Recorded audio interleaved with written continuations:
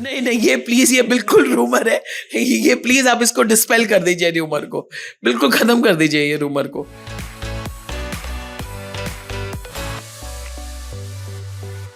I think कि वो जमाने भी अलग थे, हाँ, तो वो ज़माने भी अलग थे, लोगों की एक्सपेक्टेशंस भी अलग थी, शायद वाइफ्स की भी एक्सपेक्टेशंस अलग थी, फैमिली की भी एक्सपेक्टेशंस अलग थी।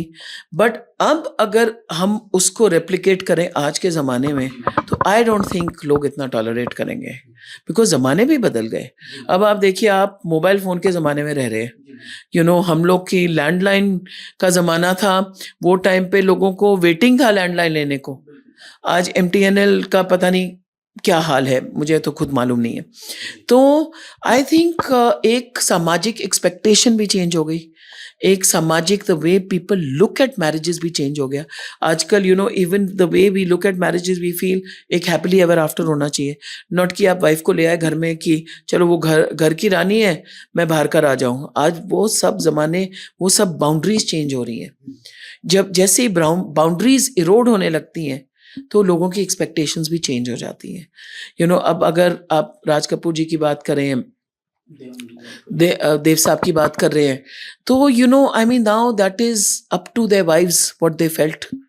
मैं तो उस पर कमेंट नहीं कर सकती, बट आई फील कि मे बी अगर आज के ज़माने में होना था, आप देखेंगे आज के ज़माने में इनफिडेलिटी कोई नहीं टॉलरेट करता, सीधा आके they put an end to the marriage. कोई इतना नहीं कोई टॉलरेट करने वाला, आई थिंक आज के ज़माने में।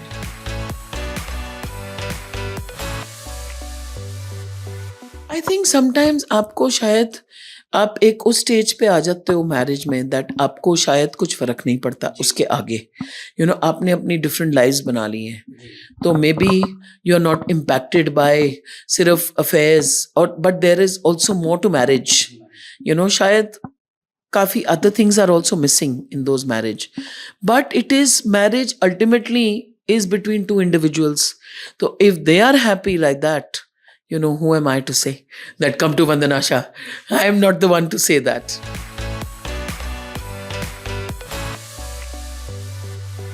आई थिंक कि ना, एक आप अनाउंस कर देते हैं तो लोगों को कम से कम रूमर्स नहीं फिर वो फ्लोट करते।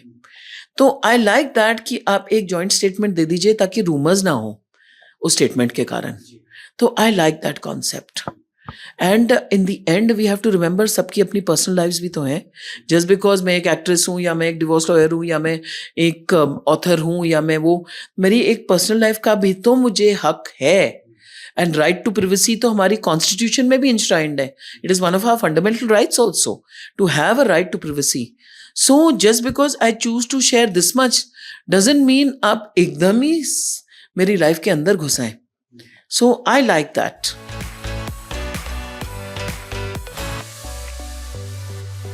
I think उनके फैंस काफ़ी सपोर्टिव है।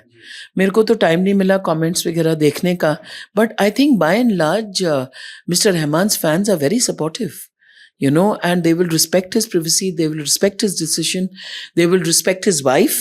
They've been, even Saira has a lot of following, so they will respect both of them.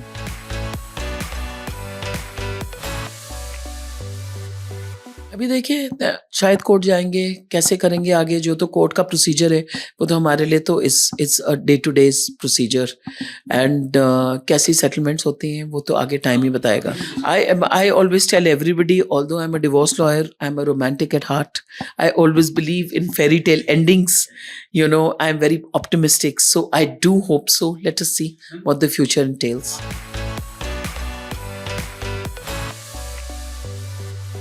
मेरा एक्चुअली एक मेरे पास आया था, वो एक she was a TV actress and her husband, very sweet couple, and that we were able to reconcile them.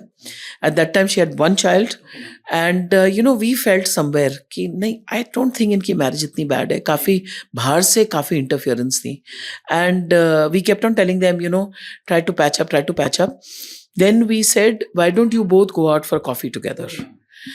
थोड़े simple acts हम लोग करने लगे, and I felt very happy that they decided to patch up.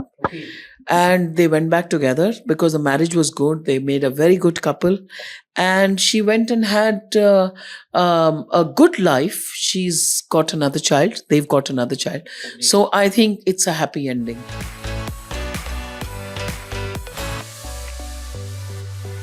काफी आए हैं मेरे पास. अभी नंबर्स तो नहीं बता सकती, पर काफी आए हैं from across India and also abroad. So काफी आए हैं cases.